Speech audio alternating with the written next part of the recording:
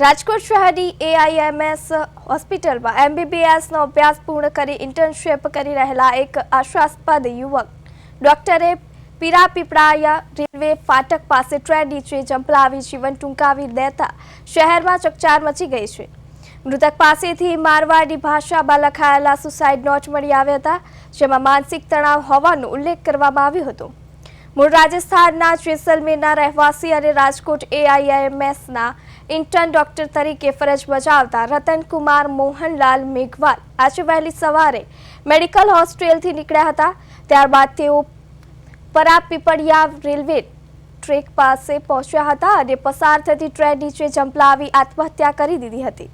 ઘટનાની જાણ થતાં જ ગાંધીગ્રામ પોલીસનો કાફલો ઘટના સ્થળે દોડી ગયો હતો.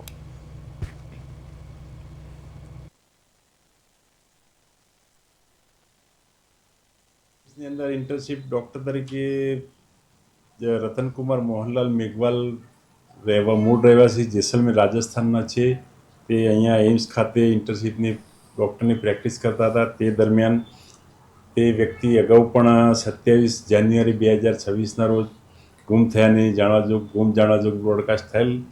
તેને પોલીસે શોધી અને તેના વાલી વારસોને સોંપેલ. ત્યારબાદ તેના વાલી વારસો તેને રાજસ્થાન ખાતે લઈ ગયેલ અને તેને સમજાવેલ. ત્યારબાદ તે રાજસ્થાન જ હતો, પરંતુ આજ રોજ વહેલી સવારના 5:30 વાગ્યાની આસપાસ કંટ્રોલ રૂમ તરફથી ગાંધીગ્રામ પોલીસ ટીમને જાણ કરવામાં આવેલ કે ઘંટેશ્વરથી પરાપીપળિયા ફાટક વચ્ચે એક ડેડ બોડી મળે, રેલવે લાઇન ઉપર ડેડ બોડી મળેલ છે.